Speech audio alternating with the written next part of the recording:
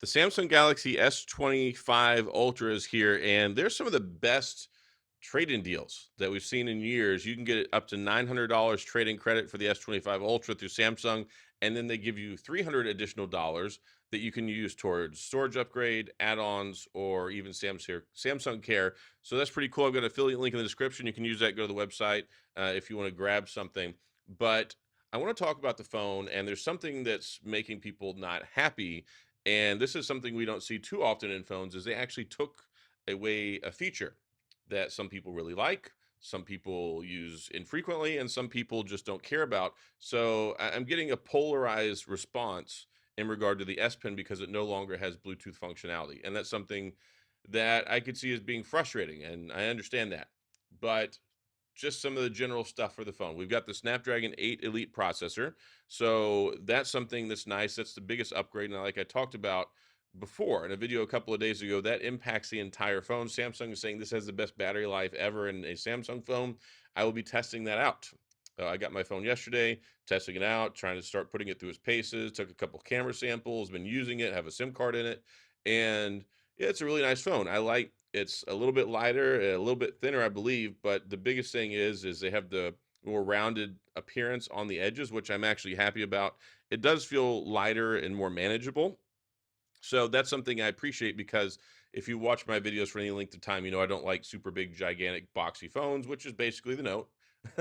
So that is something. But you might be happy about that if you want a little bit slimmer profile. And it's just a little bit. They squeaked out a little bit more space on the screen too. Last year's model was 6.8 inches. The bezels on this are super small. It is now a 6.9-inch screen, which is equal with the iPhone 16 Pro Max. 12 gigabytes of RAM, no 16 gigabyte of RAM model anymore. It's 12 across the board.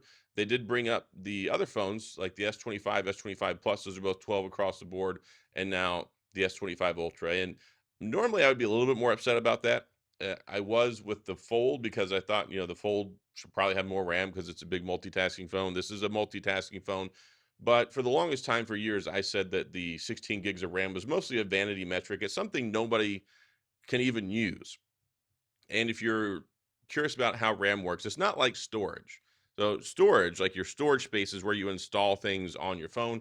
RAM is where it loads files into the active memory when it's using them. So, the faster your RAM is, the faster it can load stuff, the faster things run, the more smoothly things run.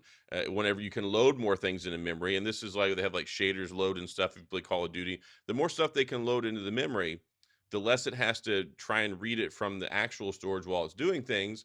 So it makes for a faster, more smooth process. With RAM, as long as you have enough RAM, it doesn't matter. If you only use 6 gigs of RAM, it doesn't matter if you have 16 or 12. It doesn't matter if you have 8.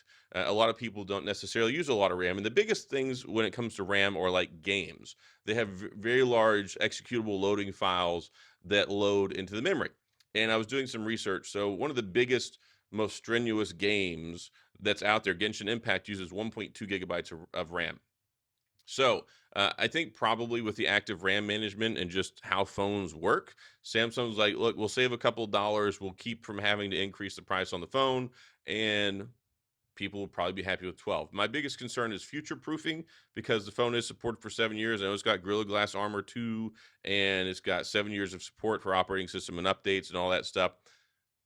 We don't know with this whole AI revolution what we're going to need. Like we just ran into an issue with the iPhone. They finally had to bump up to 8 gigs of RAM because their older phones didn't have enough RAM to run their Apple Intelligence and AI and that stuff.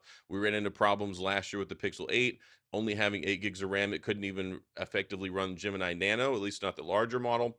So 12 gigs is like there's a buffer there. You have a little bit of a buffer, but if you look at the iPhone, it has 8 gigs, even though they run things a little bit differently. And then the Pixel 9 Pro, Pro XL, they have 16 gigs. So Samsung kind of fits squarely in the middle of that. We do have the 200 megapixel camera. There is a new image signal processor that was worked on in tandem with Snapdragon. So they should hopefully be able to exploit that and get better quality pictures. We have log now, which you can do log. And then there's 10-bit video, 10-bit HDR video is default. It's not like a labs option. You can actually use it quite easily now. So there are some improvements there. And there's supposed to be improvements on nightography and on the zoom using AI and things like that. They've got a new telephoto, not sorry, new ultra wide.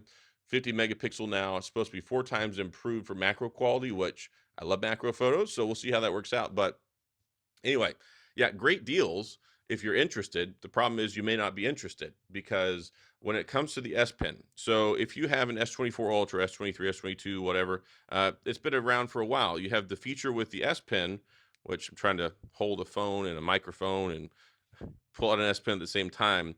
You could use the button on here as a remote shutter. You could also do the air commands for the different, navigation on the phone.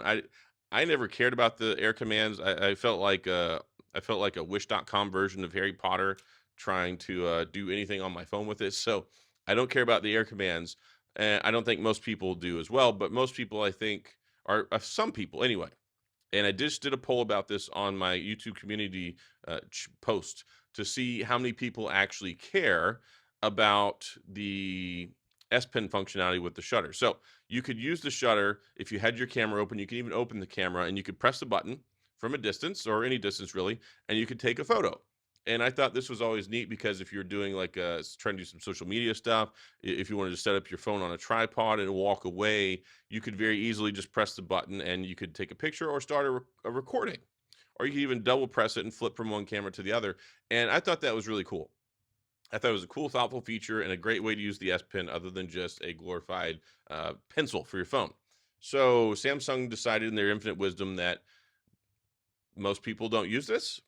I guess I'm assuming based off their internal testing, they came back and said, okay, most people don't use this. Let's not spend money on it. Let's try and keep costs down. We know the phone is $12.99. It's not cheap, but maybe narrowing the models down to where we don't have different models with different RAM configurations and only going with 12 and taking this feature out of the S Pen, maybe it saves enough money that they didn't need to do a price increase. I don't know. That would have been difficult because they already raised the price last year from $11.99 to $12.99, which rubbed some people the wrong way. But overall, this feature, I know some people really use it a lot. And I've got some comments. I've got a lot of mixed comments, actually. Some people are like, I use it all the time. I'm frustrated. I'm not upgrading. And some people are like, I never use it. Some people are like, I've never used it.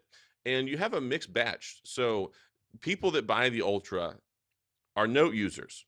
And the Note went away. We had the Note 20 Ultra was the last one. And then the S21 Ultra, they gave us the S Pen support. The S22 Ultra took over completely. It is completely the Note. Well, the regular S series sold more than the Note, at least if I remember correctly.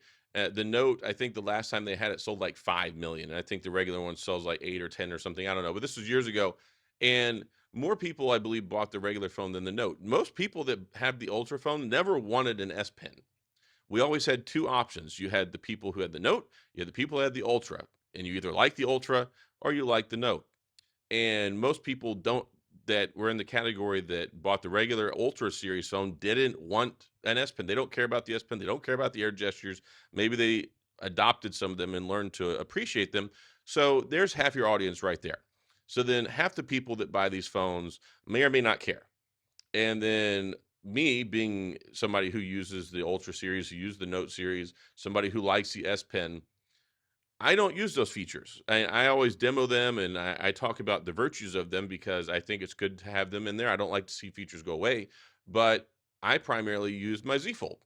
And if you know anything about the Z Fold, you know it has what I call a dumb S Pen, which it doesn't have the Bluetooth functionality. So now the S Pen for the Ultra is basically it's a dumb S Pen. It doesn't have those smart features or that functionality. Well, there are some people who probably use it occasionally who may or may not care anymore. And then there's people who use it a lot who are going to be very, very upset about this. And I understand those different points of views. And I would be frustrated too if I was in that camp because I wouldn't like that. It was like, it kind of reminds me of when the BlackBerry Q10 came out and everybody was excited in the BlackBerry world because we had the 8800 users, the 8700 users, the Curve, the Bold. And then what do we get? The first keyboard phone with BlackBerry 10 has no tool belt. Well, I didn't really care for the tool belt, so it didn't hurt my feelings. I was perfectly fine. I love the Q10. But a lot of people are like, nope, not getting it, doesn't have the tool belt. So I think this is kind of similar, just not maybe as extreme.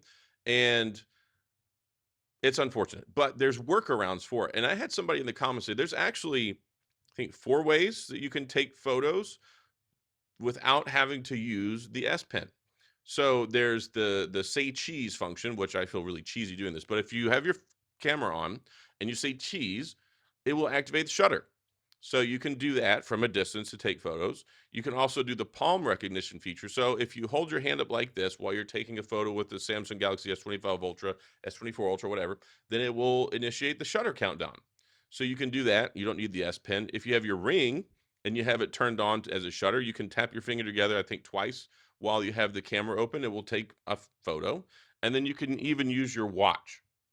So there's still four other ways you can use this remote shutter functionality without having the S Pen. So I guess they thought with the ecosystem diversity and the many ways to use it, whether you have the extra accessory or you just use hold up your hand or you say cheese, I think that that's probably good enough. And I think a lot of people, maybe it's an education thing, didn't know that this was a possibility. So maybe that helps alleviate some of your concern. I know there's probably muscle memory there, and we want this instrument, the S Pen, to be able to do that.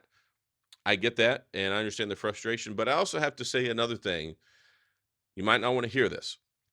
If you have an S24 Ultra or an S23 Ultra, you probably shouldn't buy the phone because the S24 Ultra, especially, is supported for 7 years. It's only a year old, has a Snapdragon 8 Generation 3, and there's just not a whole lot of compelling upgrades with this phone.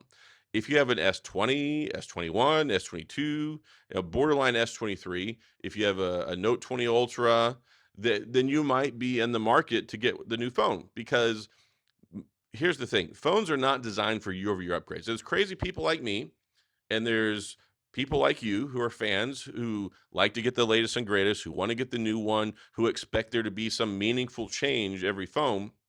And as a hardware enthusiast and a computer nerd, the Snapdragon 8 Elite processor is something that's really exciting for me.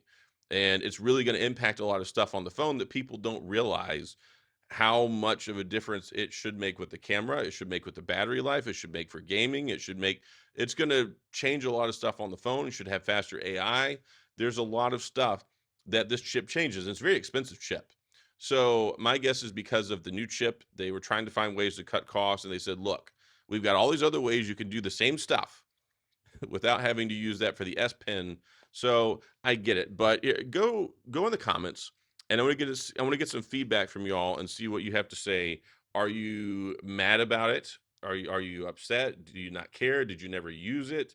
And I'm not ignoring y'all. I'm pulling up this poll, and I've only had the poll up for maybe like 45 minutes, but I want to see what the results are so far about S Pen usage. So what I did was I said the S25 Ultra S Pen no longer has Bluetooth support. Goodbye remote shutter and air gestures, but do you care? 36% of people said I'm not happy. 31% of people said I don't care. 15% of people said meh, because that's the option. I like that option. And 18% said it was nice, but I'll live. So 64% of people so far in the polls say it doesn't matter to them. So I guess Samsung took a gamble and said, like, the vocal minority will be mad about this, but as a whole, we don't think it will impact sales that much. And it probably won't, because most of the people that are upset about this that would normally year over year upgrade, I don't think will be year over year upgrading.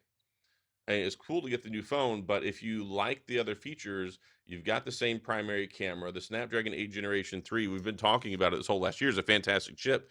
So you've got 6 years of support left in your phone. I mean, you're just now getting your first operating system upgrade. We just finally got One UI 7, Android 15, and there's some cool new stuff there. There's some nice things, but a lot of these features will come to the S24 Ultra. So there's not a whole lot. It feels almost like an Apple update. This to me reminds me of the S series with the iPhones. Remember, we used to have the iPhone, like the iPhone 6. They would keep the design basically the same. They wouldn't change a whole lot. They'd give it a new chip, maybe a camera bump or something, and then they would call it the S series. That's kind of what this feels like. It feels like the S24 Ultra S. So back then, most people had a 24-month carrier agreement, and they would get a new phone every 2 years. Now the standard in carrier agreements, especially in the US, is 3 years. So based off of when you buy a phone in the US, you go to AT&T, Verizon, T-Mobile. Some of them, I think, still have 24-month agreements, but the standard is 36 months. And we went to that because phones were getting so expensive. People were having a hard time or wanting to pay $54 a month for a phone. So if you stretch it out over 3 years, maybe you have a $27 or a $30 a month payment that might be more palatable. And the majority of people who buy phones in the States buy them through carriers. They don't buy them outright. They buy them through carriers because a lot of times every 3 years you can go trade in the phone you had and get the new one effectively for free. You pay the taxes and you just keep paying your same normal monthly payment. It's like no sweat off your back. You're just continuing to do the same old, same old. So I understand the frustration. I'm not happy about it because I don't like to see features go away, but I can understand it a little bit because if it's a minority fringe feature that a lot of people don't use, then I think that's just kind of the way of the dodo. It went extinct in that regard. But again, there are four other ways that you can get that same functionality that you can still use. Two of them for free built into the software. So, I mean, I get it. It's not making people happy. I've had quite a few people in the comments who are like, I'm not getting a new one. I can't believe they did this. I use this all the time. And I get that. I mean, I don't want to write off anybody who it bothers. But for me, I've effectively been operating without it for a while anyway, because I typically use the Fold more than I use the Ultra. And I'm going to use this for the next couple of months because it's the latest and greatest. It's got the new chip in it, and I love new phones. So this is the best phone basically kind of on the market right now in the Android world. And it'll be interesting to pair this up against the Pixel. It'll be interesting to see what the camera differences are and things like that. So it's an exciting phone. And for somebody who has, I had somebody in the comments today, which I can't remember the guy's name, but he commented and said he was still using an S9 Plus. And I'm like, you're a hero. Like, you're a trooper, dude. I could not use that phone anymore. Like, I can't even use like an S21 Ultra. I got to have the best. Whether I actually need it is a whole nother story. Uh, I just like to have the latest and the greatest every time they come out. That's part of what I do. I love new phones. That's what I'm passionate about. But I wanted to talk about this because I wanted to get feedback, right? I want to see how many people this impacts, how many people care about it, how many people don't care about it. So go to the comment section. If you happen to see the poll that's out there on my community tab, be sure to click whatever your response is. But I wanted to talk about this because it's a point of frustration. I get it. And this isn't like an apologist, oh, Samsung who sent me here and gave me the phone. Like, I just don't use the features. So it doesn't bother me, but I know it does bother some other people. But again, you're not really supposed to get a new phone every year. Like, phones at this point, we're not in the days of old where, okay, we get a new phone, there's new exciting features every year. It's kind of like an every 2 or 3 year event now, where we get like a couple little tweaks and changes here and there. We reached peak smartphone a long time ago, and the problem is us enthusiasts, we still want something cool every year. We want something exciting every year. And phones are largely like, F-150s now. I use that as an example. Like, you don't go get a new F-150 every year. Nothing changes that much year over year. You get one every 4 years, every 6 years, every 5 years. And phones are supposed to be, these are supposed to be good for 7 years. So you should be able to use the phone for several years and not keep spending $1,400, $1,300 every year. I understand. I sympathize. I relate because I'm like a crazy phone person, and I do that. I've been doing that for years. But most people keep their phones about 3 years, and then they get a new one through their carrier. So that's all I got. I would love to get your feedback. We'll talk about this in the comment section. I'd love to see what you guys think and see if was Samsung right in their research or if they're not. And we'll see what the numbers look like. So that's all I got. If you have any questions, comments, gripes, concerns, complaints, all that stuff, please go to the comment section. I'll do my best to get back with you. If you enjoyed the video, please hit the like and the subscribe button and the little notification bell if you want updates when new videos come out. And again, the pre-order stuff, if you're on the market, this $900 trade-in credit is pretty fantastic. It was $750 last year. So they gave us 150 extra bucks and $300 in credit, which before it would be like you get a free storage upgrade, free RAM upgrade. That was cool, but not everybody cares about that. 256 gigabytes baseline storage is pretty good for most people. So if you'd rather get free Samsung Care in a case, go for it. If you'd rather get basically a Galaxy Watch Ultra for close to free, if not free, go for it. I mean, I love the Galaxy Watch Ultra. I've got mine on right now. So I like the options. Like, the options are good. The trading stuff's good. I've got an affiliate link in the description you can use if you're interested in doing that, support the channel. But that's all I got. As always, thanks for being here. I appreciate you watching, and I'll see you guys next time.